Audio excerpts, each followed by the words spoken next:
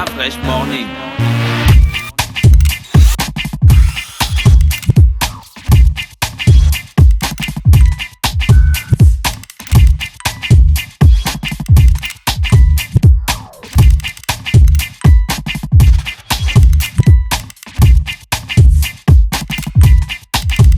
UrbanFM.fm. UrbanFM.fm. Sur les 104.5 Urban FM, la station urbaine Mosler, bonjour. Bonjour Dafresh, bonjour tout le monde. Ton invité là. Oui. Tu es content? Oui, je suis très content. Évidemment, c'est pas tous les jours qu'on a la possibilité d'avoir des personnes de sa stature. Sa stature, pardon, j'y arrive. Oui, arrive. Et qui a une double casquette. Non seulement il est homme de Dieu, mais également acteur politique. On va même dire acteur de la société civile également, parce que il a pleinement milité pour essayer un tout petit peu de faire en sorte que les droits des personnes soient respectés en République gabonaise. Je crois que c'est ce qui l'a conduit même à devenir un acteur politique, un acteur majeur de la politique nationale. Donc évidemment, nous recevons aujourd'hui Mike S. Bon, je crois on dit souvent que c'est Steve, je sais pas si c'est confirmé. Voilà, donc on me fait savoir que c'est ça. Donc Mike Steve Djoktan, qui est, tout le monde le sait, évêque des ministères Christ révélé aux nations, CRN. Il t'arrive de prier, Mosley? Pourquoi la question? D'aller à l'église? Mais tu peux me la poser plus tard. On finit d'abord. Non, c'est bon, d'accord. Les auditeurs ont leur réponse. Donc évidemment, nous recevons monsieur Djoktan, qui est diplômé en sciences économiques de l'université Paris de Panthéon-Assas, diplômé de l'université chrétienne orale Robert de Tulsa dans l'État américain de l'Oklahoma. Il est également évêque. Oui. Donc il est également évêque des ministères Christ révélé aux nations, comme je l'ai dit tout à l'heure. Ancien chef de cabinet adjoint de feu président Omar Bongo. Il a été à l'élection, tout le monde se rappelle, à l'élection présidentielle 2009, l'un des principaux soutiens du candidat André Mbao, feu André Mbao. Mais il est vice-président de l'Union nationale et pendant la dernière élection présidentielle avant, il a décidé lui aussi de se présenter candidat, mais à la primaire. Malheureusement, il n'a pas reçu la bénédiction de son parti. C'est Casimir Oyemba qui avait été choisi. Donc c'est lui que nous recevons ce matin pour essayer de faire le tour de l'actualité, non seulement pour l'Union nationale, mais également en ce qui concerne l'actualité politique nationale. D'accord. Bonjour, pasteur. Oh. Évêque. Bonjour, évêque. Bonjour. Comment vous allez? Mais je vais relativement bien. Dans le contexte actuel, les choses ne sont pas toujours très simples. Mais je crois que c'est Dieu qui me garde. Et il me garde debout. D'accord. Comment, avec tous les diplômes que vous avez eus, vous êtes rentré dans le monde de la foi au lieu de travailler dans une entreprise comme tous les autres qui rentrent des grands pays avec des gros diplômes? Bon, la vérité, c'est que je considère que je n'ai pas de grand diplôme. J'ai été à l'école normalement. Maintenant, les fonctions que j'exerce ecclésiastiquement sont le fruit de mon appel, de la vocation. J'ai fait la rencontre de Christ, j'avais 14 ans. Cette rencontre a été extrêmement puissante.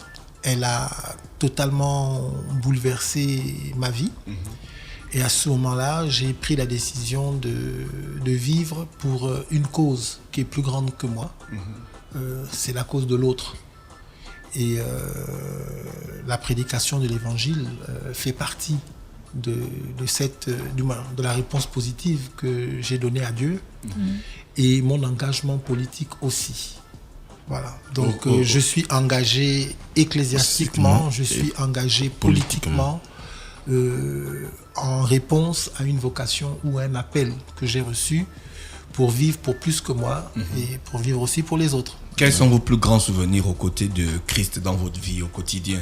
Et qu'est-ce que vous avez apporté concrètement pour le moment à tous ceux qui vous suivent? Bon, ma rencontre avec Christ, j'avais 14 ans. C'est la réalisation de l'amour parfait et de l'amour sans condition que Dieu, par Christ, a éprouvé pour moi. Et donc, ma vie est une réponse au message d'amour de Christ. Maintenant, en termes d'accomplissement, ou qu'est-ce que moi j'aurais fait, écoutez, ça fait 30 ans maintenant que je prêche l'évangile. Je pense avoir prêché à des millions de personnes dans un peu plus de 60 pays. J'ai ouvert des églises un peu partout dans le Gabon. Nous sommes représentés maintenant partout. Nous sommes représentés aussi à l'extérieur dans d'autres pays, principalement francophones. C'est difficile de faire un bilan alors que je suis encore très jeune et que j'ai toute la vie devant moi pour continuer à exprimer ma reconnaissance à mon Dieu. Gina, tu avais une question? Oui, est-ce que vous ne pensez pas qu'aujourd'hui, vos deux casquettes sont un peu contradictoires parce que dans l'inconscient populaire, les pasteurs, les prêtres, les révérends et autres, c'est des personnes intègres. Et dans l'inconscient populaire, les hommes politiques sont des personnes véreuses. Donc comment vous arrivez à concilier les deux? Mais d'abord, c'est important de savoir que si au Gabon, on me présente comme un cas un peu unique, c'est pas totalement vrai. Parce qu'il y a eu d'autres religieux avant moi qui ont eu des engagements politiques. Bon, je ne sais pas si dans leur engagement politique, ils ont réussi à satisfaire les aspirations du peuple. J'en sais rien, c'est pas à moi de juger. Mais ici au Gabon, il y a des précédents. Bon, à l'échelle du monde aussi, il y a des précédents. Très célèbres, Martin Luther King, Jesse Jackson, Desmond Tutu, Elijah Mohamed. En Zambie, Nevers Mumba, qui était pasteur et en même temps vice-président et qui est régulièrement candidat à l'élection présidentielle là-bas. Donc il y a des précédents historiques. D'un point de vue biblique, il y a aussi des précédents. Il y a Moïse, qui était un leader religieux, c'est lui qui nous donne l'étape de la loi, ce qu'on appelle vulgairement Les 10 commandements. Les 10 commandements. Et en même temps, c'est lui qui s'oppose à Pharaon pour faire sortir les enfants d'Israël de la captivité égyptienne. Bon, c'est juste un exemple comme ça que je donne. Donc, il n'y a pas d'incompatibilité biblique ou théologique par rapport à cela, de mon point de vue. Maintenant, c'est vrai que ce n'est pas toujours simple de porter ces deux manteaux. Pour ma part, j'essaye de faire la politique autrement. Et c'est peut-être ce qui explique que je ne sois pas toujours bien compris et bien reçu par par les personnes que j'ai en face de moi. Je fais la politique avec les valeurs qui sont les miennes. Bon, maintenant, je reconnais que je ne suis pas parfait. J'ai certainement des fautes et des choses pour lesquelles je ne pourrais pas être fier. Mais ce qui est clair, c'est que chaque fois que je suis pleinement au contrôle de mes choix, je les fais avec une pleine conviction.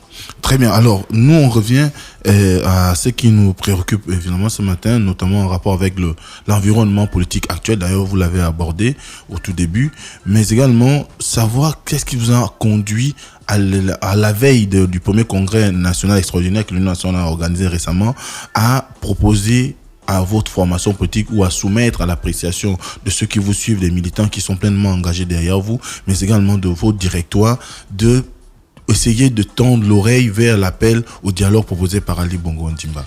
Bien, déjà, c'était pas un congrès, c'était un conseil national. Un conseil national, oui. C'est important de restituer les choses de façon assez précise. Le conseil national, l'Union nationale, c'est 61 personnes. Voilà. J'ai fait une publication sur ma page officielle Facebook pour indiquer que je défendrais l'idée ou la question du dialogue lors de ce conseil national. C'est d'abord une position de principe. Je crois que quelle que soit la nature des différends que nous pouvons avoir, nous ne devons jamais refuser de dialoguer. Moi, je fais de la politique, j'ai fait ce choix. Je ne la fais pas de façon ponctuelle. Je ne suis pas un homme de coups, je ne suis pas un homme d'événements.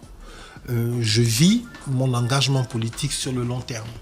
Quand j'aurai fini de faire ce que j'ai à faire sur la terre des hommes, je voudrais que parmi les choses qu'on me reconnaisse, c'est que j'étais un homme ouvert et favorable au dialogue. Et c'est le seul motif qui pourrait sous-tendre votre... Non.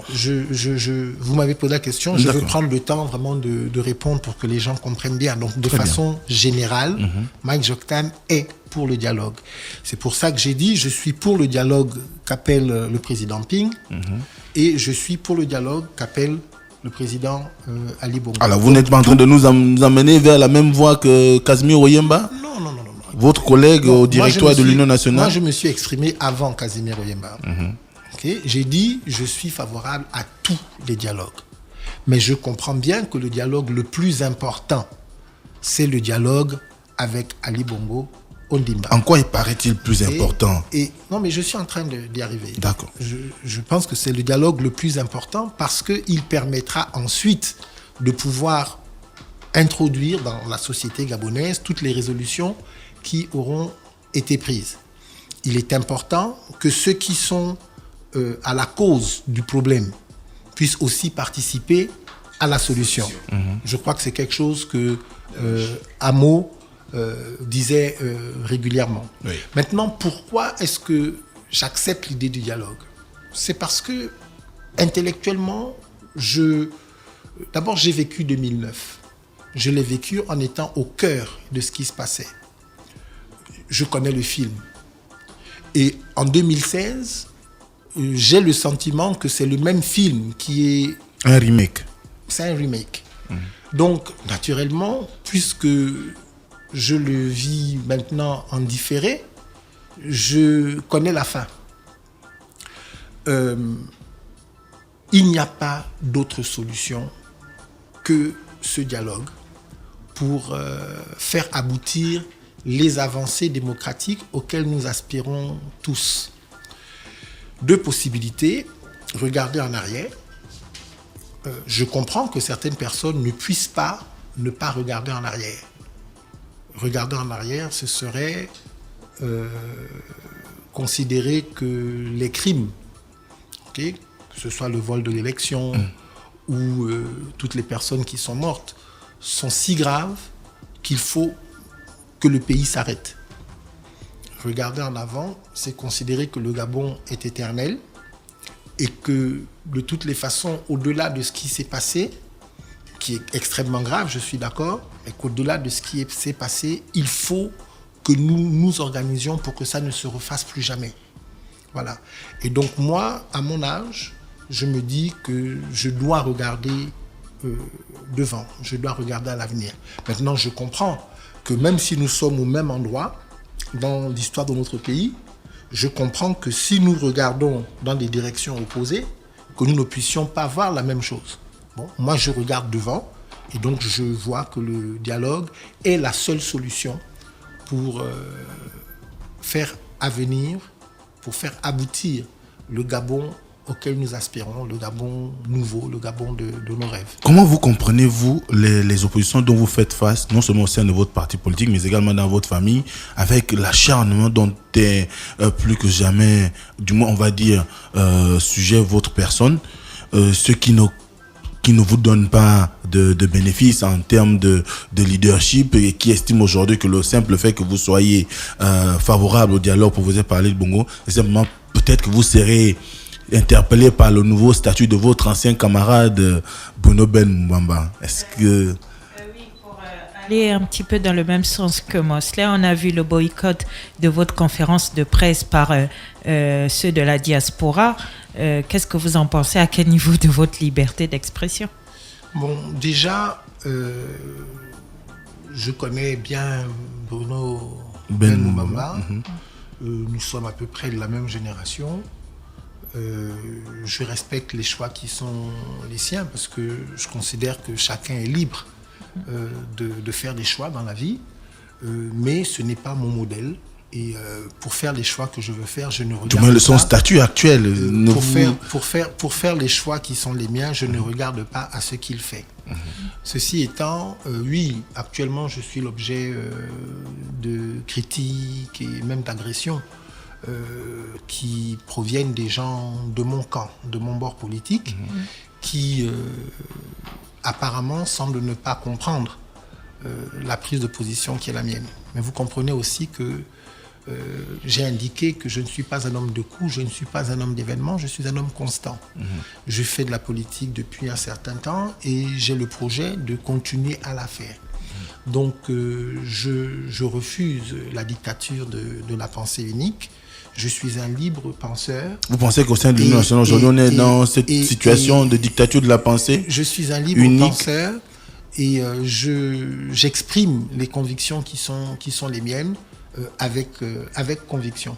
Maintenant, je comprends bien la discipline de groupe, mais la discipline de groupe, c'est pour des questions qui sont secondaires. Quand quelque chose est majeur, et je pense que la situation du pays aujourd'hui, la crise est majeure, eh bien, on doit pouvoir se déterminer par soi-même. C'est ce que j'ai fait. Maintenant, j'assume l'impopularité que l'on me prête, et je considère que le temps est le meilleur des alliés. Dans quelques semaines, dans quelques mois, il est possible que l'on comprenne que j'ai eu raison un peu trop tôt. De toutes les façons, je pense que sur cette question, je suis un peu prophétique. Est-ce que vous pensez que finalement le directoire de l'Union nationale n'est pas en phase avec la réalité? Écoutez, d'abord vous avez posé la question, est-ce que c'est la pensée unique au niveau du parti? Écoutez, moi c'est ce que je regrette et c'est ce que je dénonce. Je dis, les partis de l'opposition ne doivent pas être des PDG bis. Et en parlant du PDG bis, je pense même au PDG des années 80, donc du temps du parti unique. Du parti unique. Nous ne pouvons pas, dans la gestion de nos partis, prendre exemple sur ce qui se passe en Russie, ou en Chine. Voilà. Je crois que dans nos partis, il faut qu'on y introduise une démocratie, une vraie démocratie. Ça passe par le respect des procédures pour les prises de décision. Ça passe par le fait que les questions soient posées et soient traitées en profondeur et non pas de façon superficielle. Ça fait partie des choses que je défends depuis toujours. Je les défends à l'intérieur de mon parti. Et je continuerai dans cette direction-là. À vous entendre, on a comme l'impression que ce sont les mêmes litanies qui reviennent à chaque fois. On l'a vu avec les souverainistes, qui étaient d'ailleurs vos collègues aux côtés de Mbaobam. On l'a vu avec Gérard Langema qui a dû créer une branche dissidente pour revendiquer sa part d'héritage de l'Union nationale. Et vous, aujourd'hui, vous faites dans le même discours. Est-ce que ça veut dire quelque part peut-être le président ou l'entourage du président serait amené à imposer des vues qui ne sont pas de nature à peut-être amener la sérénité au sein du parti? Écoutez, j'ai été dans le parti avec les souverainistes, avec Gérard Ella. Quand ils ont pris les positions qu'ils ont prises, je ne les ai pas suivies. Donc, mais ils ont dénoncé les mêmes choses que vous dénoncez aujourd'hui. Je ne les ai pas suivis. La pensée unique, par exemple. Je ne suis pas, en fait, je ne suis pas totalement au fait des raisons et des motivations qui les ont poussés. Les uns des autres. Voilà. Moi, je préfère parler de ce que je vis, de ce que je comprends, de ce que je pense. Je ne le cache pas, je le dis depuis toujours. Je l'ai dit avant même de me présenter aux primaires que je pense qu'il doit y avoir une meilleure pratique démocratique dans nos partis et que nous devons tous y contribuer. Nous nous retrouvons ensemble avec chacun son passé, ses origines, son cheminement de vie. C'est normal qu'il y ait besoin d'ajustements alors que nous décidons de marcher ensemble. Bon, pour ma part, Mike Joktan, je suis pour une démocratie plus vraie, une démocratie plus puissante à l'intérieur du parti. Et en disant cela, je ne jette la pierre sur personne. L'Union nationale, c'est un parti auquel j'ai décidé d'adhérer volontairement. Si je ne me sens plus à l'aise dans le parti, je partirai. Préférez-vous partir alors que vous avez été quand même l'une des pierres les plus importantes pour pour créer cette formation politique, un acteur majeur? Si je ne me sens plus à l'aise, je partirai. Pour le moment, je suis membre de la nationale, je compte mener mon combat à l'intérieur. Je compte, à l'intérieur de mon parti, faire prévaloir les idées qui sont les miennes, que je considère être des idées de bon sens et des idées de progrès et de modernité. Voilà. Donc, pour l'instant, c'est là que j'en suis. Maintenant, Personnellement, je ne me sens pas aussi grand ou aussi important que ce que vous dites. Je considère simplement que j'ai une part, j'ai un rôle à jouer et j'entends le jouer. Et j'entends le jouer pleinement. C'est la question que moi je voulais vous poser une question. Tout le monde, tous les acteurs politiques veulent que la situation s'arrange. Si vous allez au dialogue, quels seront les points sur lesquels vous voulez que les choses soient claires? Bon, parce que je sais que ce sera un partage d'idées. Oui, je pense que... Vos attentes. Il y a des choses sur lesquelles je pense que quels que soient les bords politiques auxquels nous appartenons, nous sommes plus ou moins d'accord. Par exemple, la question de l'élection présidentielle à 2 tours. Oui. Bon, la question du redécoupage territorial, électoral, oui. La question du rôle de la Cour constitutionnelle, de la CENAP, en sachant que le modèle que nous utilisons est, bon, à mon avis, un modèle un peu ringard. Parce que bon, dans d'autres pays, notamment la France, notamment les États-Unis, on n'a pas besoin de créer de structures particulières pour gérer les élections. Elles sont gérées directement par les ministères en charge de la chose. Le problème, c'est la crédibilité du processus. Ah, d'accord. Voilà. Mais il faut aussi que les lois qui réglementent les élections ne soient pas des lois uniques. Aujourd'hui, dans le processus, il y a des lois qui, elles, sont iniques et doivent être revues.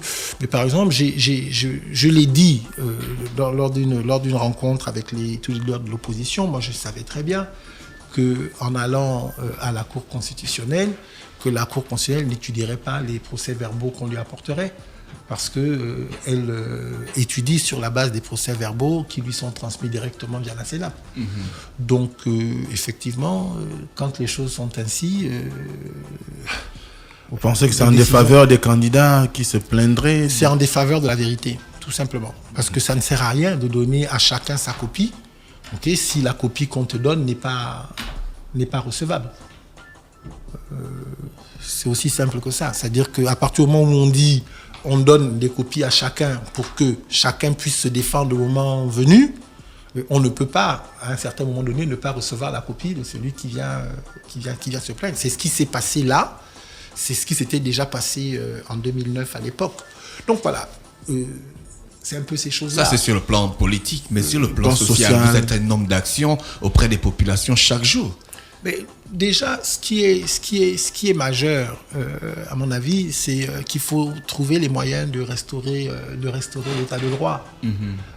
Il faut trouver les moyens de punir la corruption dans notre pays.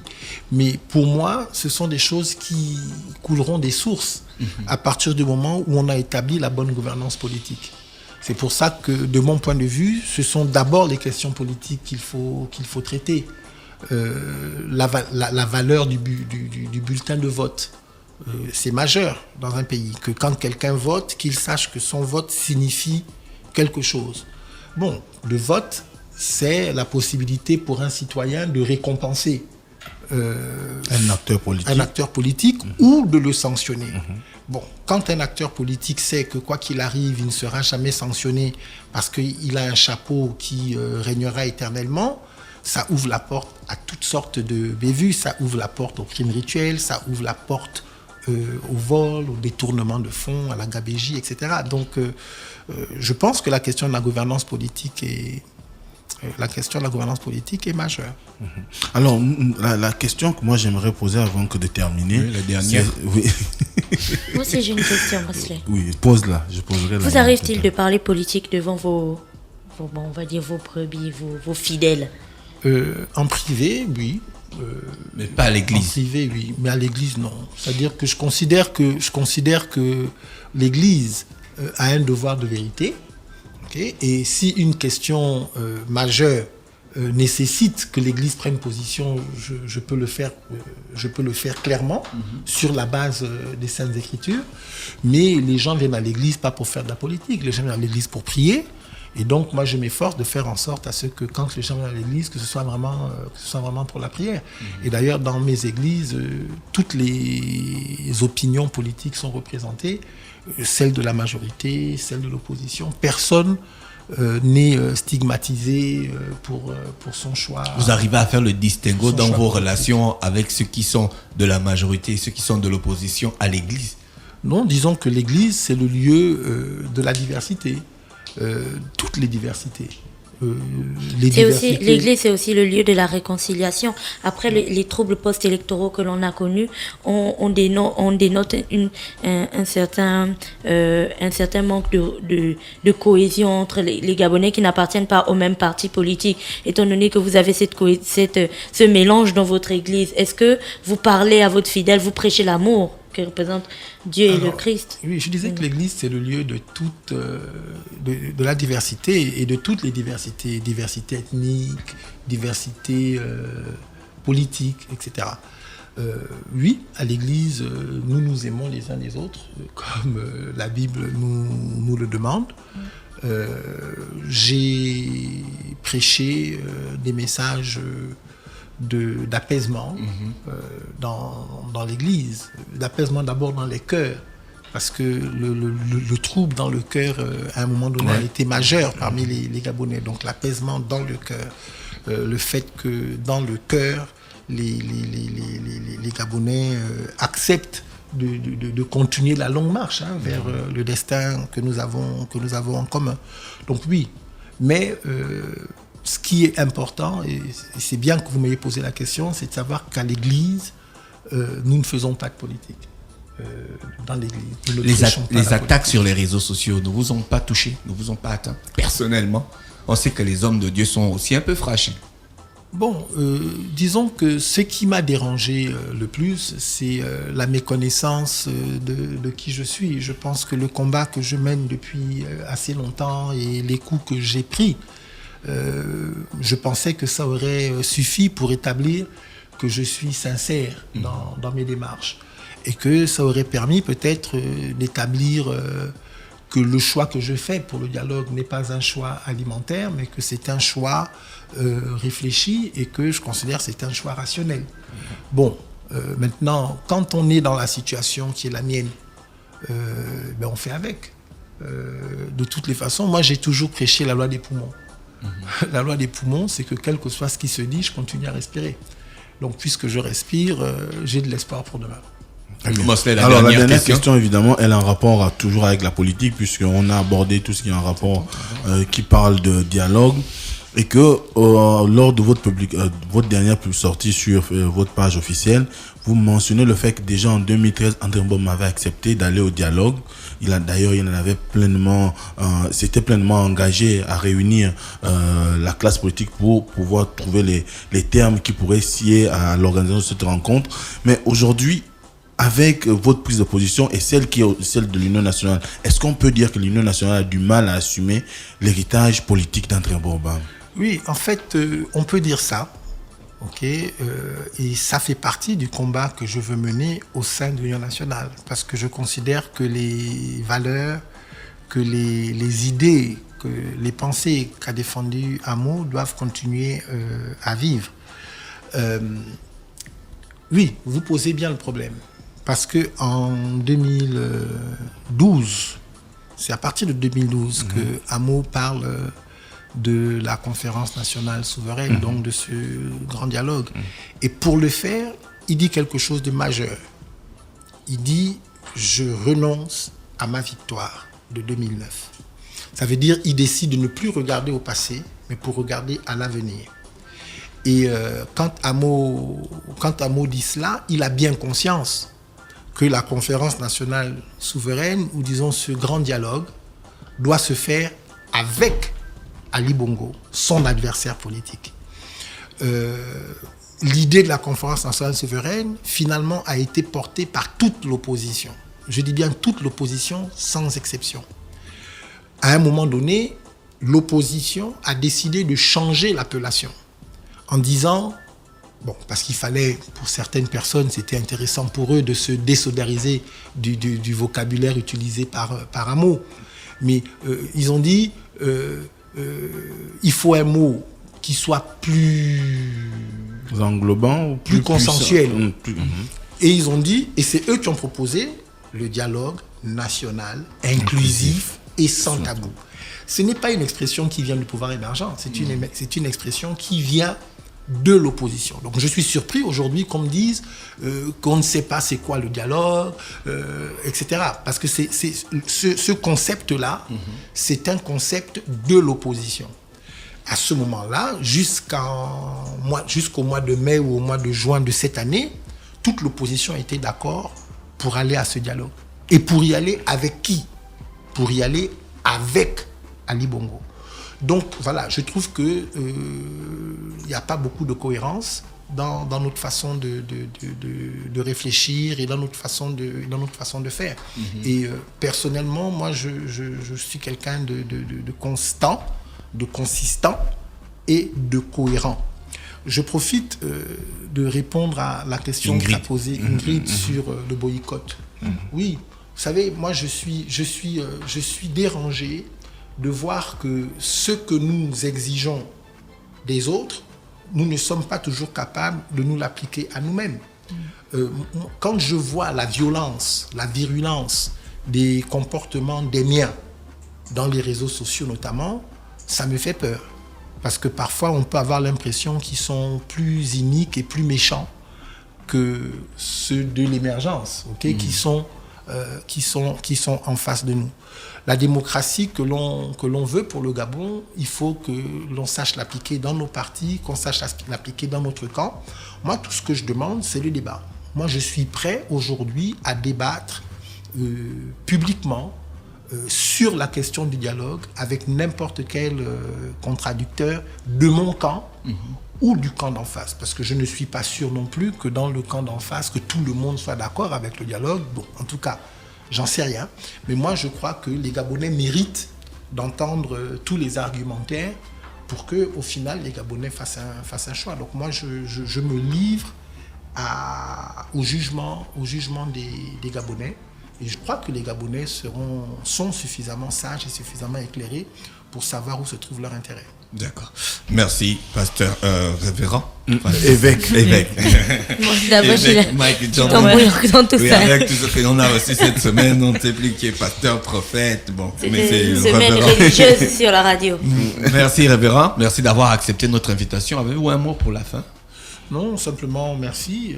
Je crois que cet exercice, c'est un exercice qui me plaît, parce que je crois que nous avons, en tant qu'homme politique, en tant que leader, tout simplement, le devoir d'expliquer, d'expliquer encore. D'accord.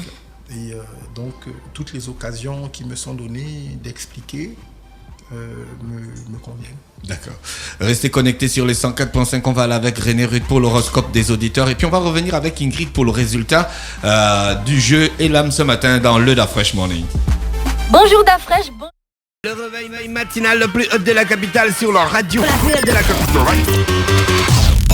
Du lundi au vendredi, de 7h à 10h, reçoit 104.5 tonnes de musique dans le Dafresh Morning. Dafresh Morning.